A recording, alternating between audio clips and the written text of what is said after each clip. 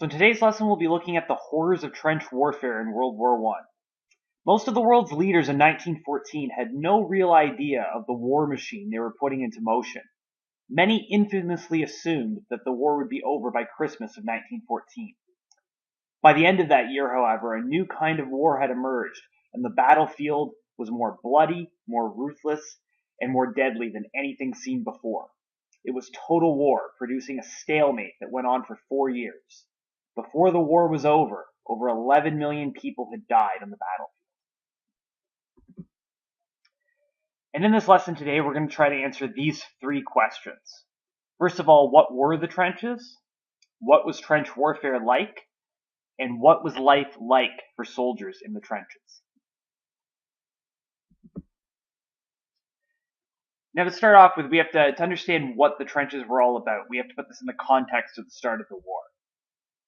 So once the Schlieffen Plan failed, the war settled into a stalemate as both sides dug elaborate trench networks.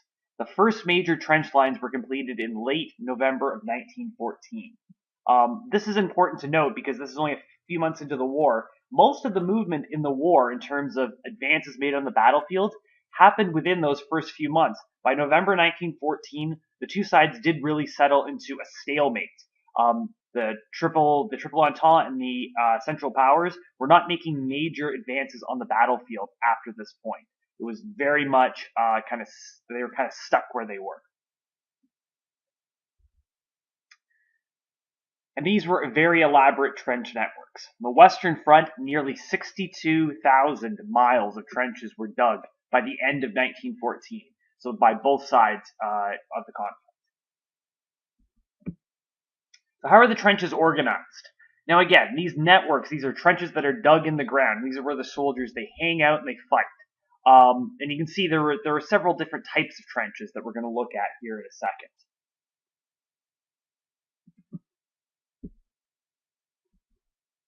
So we had our frontline trenches, which were also called firing and attack trenches. So these were the trenches right on the front lines of the battlefield where, soldiers hung out and where if they were to go over the top to try to advance on the enemy, where they would come from. They were located about 50 yards to a mile from the Germans' frontline trenches. Behind them, you have support trenches.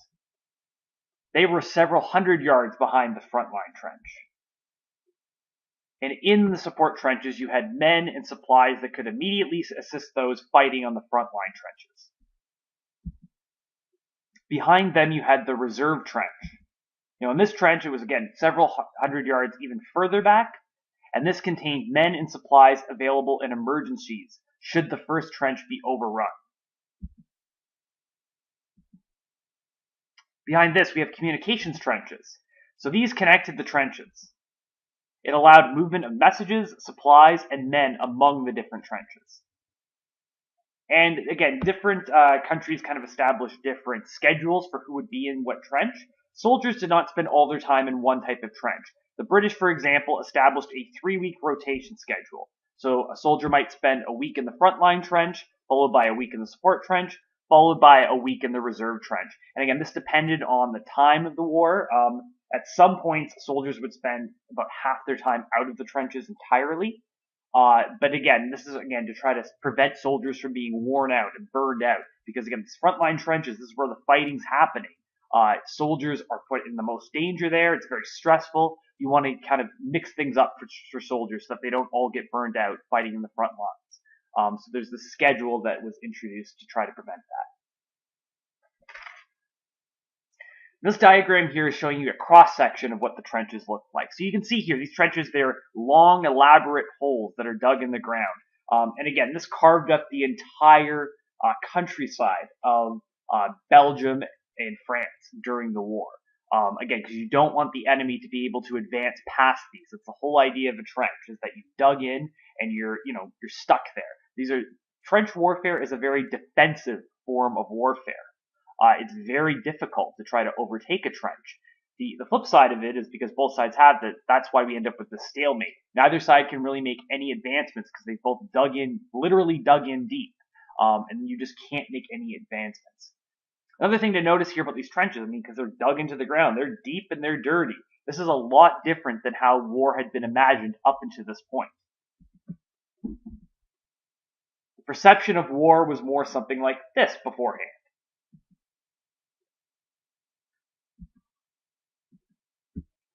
So if we look back at the start of the war, again, people thought of war as a romantic thing, in the sense that, again, it was glorified. War was honorable. It was romantic. It was heroic. And you can see in this picture here, again, the soldiers are laughing. They're clean. They're smoking. Even though they're on the front lines of the battlefield here. Even at the start of the war, this is the way people at home are imagining what the war looks like. It's a lot different than what we're seeing in reality,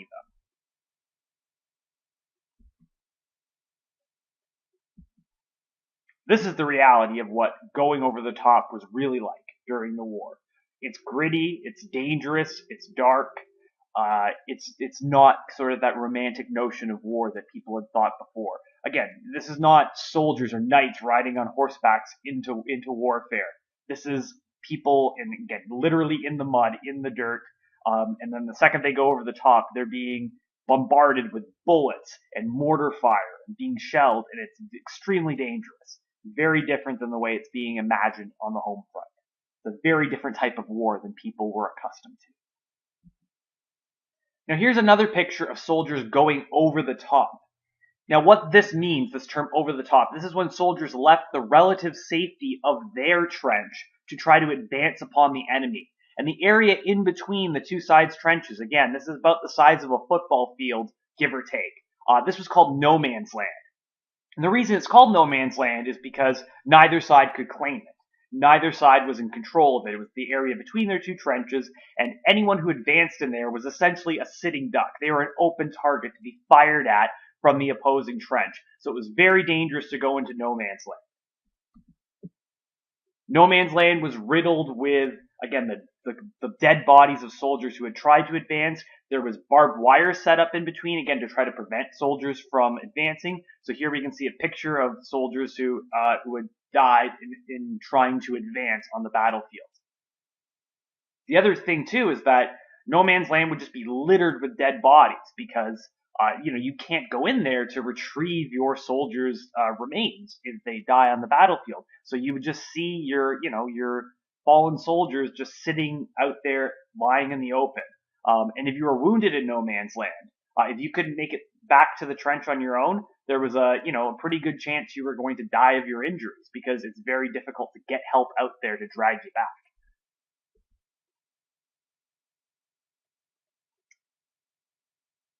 You can see in this picture here, again, how just how dirty being in the trenches were. So how the uniform and equipment changed after just 3 weeks in the trenches. So this is a picture from the time that would have been, just trying to show what this would look like. So you can see in the first image here, you have the soldier. His uniform's nice and neat and tidy. He's wearing, his hat. It's all nice and clean. He's got his monocle on. All his equipment is all shined up. And then as it moves on, he gets progressively dirtier and dirtier. His equipment is getting dirtier and dirtier.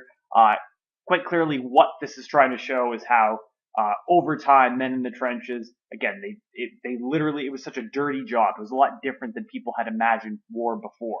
Soldiers were not this clean and proper soldier fighting on the battlefield. This was a very dirty job, a lot different than people would have imagined before.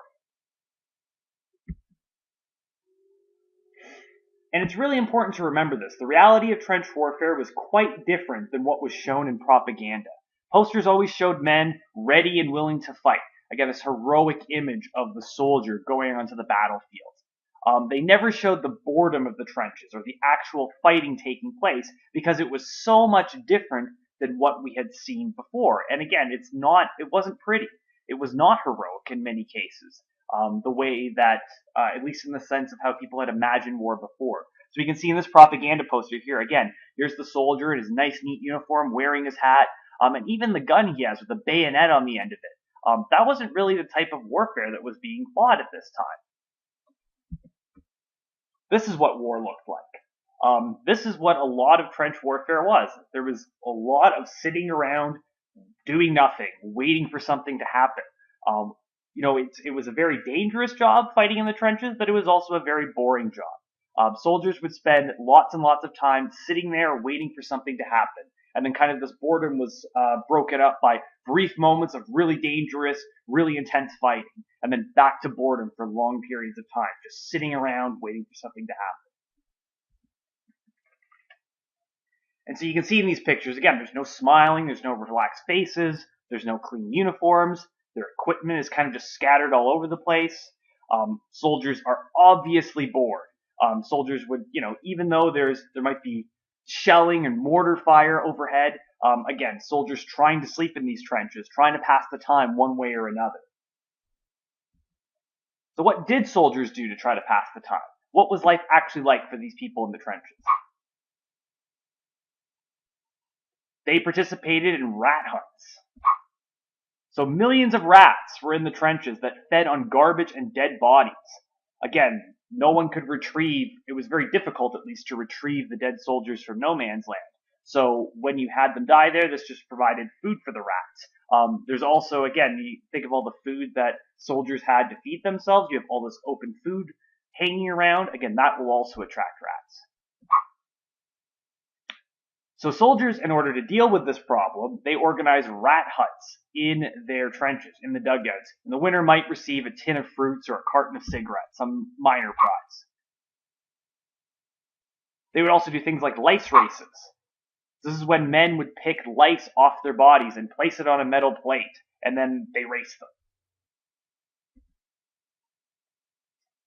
And pretty clearly here, what trench warfare leads to is this mass devastation that we see.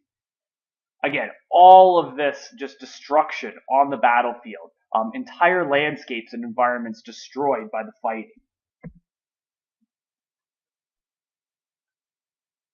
And along with this physical and environmental devastation, there was the human devastation that came with the war. Death was everywhere in World War I. This quote here says, "We all had on us the stench of dead bodies." And for many soldiers, that would literally be true because death was everywhere. You had the bodies of your fallen comrades all over the place. Dead soldiers in the trenches, dead soldiers in no man's land. Soldiers just hanging out there that you can't bring back because, again, they're stuck in no man's land. You can't bring their bodies back to the trenches. And just, again, the smell would be overwhelming. And death numbed the soldiers' minds. When you see your friends dying day after day after day, it wears down on soldiers. And so what we would see is this idea of shell shock, or what we would refer to today as post-traumatic stress disorder, PTSD. This is the psychological devastation that the war caused. So PTSD, again, it could lead to symptoms such as nightmares and terrors, depression, anxiety. Soldiers had a very difficult time dealing with this trauma of the war. And again, you have to remember, these are young men who have volunteered to go fight in the war. Some of these men are only 18, 19 years old, have never experienced anything even close to this. And then all of a sudden they get there and all their friends who they've been so close to for, the previous months or years fighting in this war are all dying one by one. This is a huge trauma that these men are experiencing. Soldiers would have to contend with freezing winters as well. Again, the war didn't stop in the winter, and a lot of this fighting happening in France and Belgium, they experienced cold winters sometimes. So soldiers were exposed to the elements and have to deal with these conditions. Again, very difficult conditions to deal with. Not a lot of shelter from the wintry conditions. The soldiers also had very little decent food, and what food they had was often attacked by the rats. And again, some of these rats could grow to the size of small rabbits or cats because they had fed on the decomposing bodies of dead soldiers and all this food that was lying around. So for rats, again, they have all these food sources. They're able to grow really big, and this helps lead to the spread of disease throughout the trenches as well. One particular disease that ran rampant in the trenches was trench foot. The trench foot is a fungal disease caused by long-term exposure to wet, dirty conditions. And you can see here just some of the effects of what this would look like on a soldier. This infection that spread and seriously disfigured this man's feet. If left untreated, severe complications would arise from trench foot. And again, it could include things like permanent disfigurement or, in fact, the need to amputate the foot or the leg of the victim. And as a result, many veterans who survived the war ended up disabled following the war. So here we can see this group of veterans here after the war has ended, many of them missing limbs. And so this was a problem that governments had to deal with after the war. All these soldiers coming home, the ones that survived, who were coming home with these permanent disabilities as a result of them fighting in the war. Another thing to think about here is what the effects of the trenches had on the environments of these places. So this picture here, this is showing a battlefield in France and what it looks like today. And so you can still see this in this aerial image here, the pockmarked environment from all the shelling and explosions that had happened. And you can see all these lines kind of carving up the landscape. These are where the trenches once lay. Again, these things don't just go away. This left a permanent scar on the environment itself. And here we can see another example of that, where again, the local environment is starting to reclaim some of these areas. You can see the growth of vegetation and some trees here, but again, the pockmarked surface, all these little divots from where shells might have exploded. And you can see some lines here where trenches might have once been.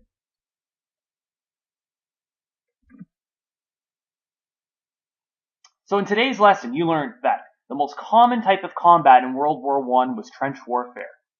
Trench warfare was dirty, dangerous, and bloody. Trench life was mostly waiting around bored for long periods of time, mixed in with short bursts of violent action. And soldiers dealt with a variety of hardships in the trenches, including rats, lice, and disease.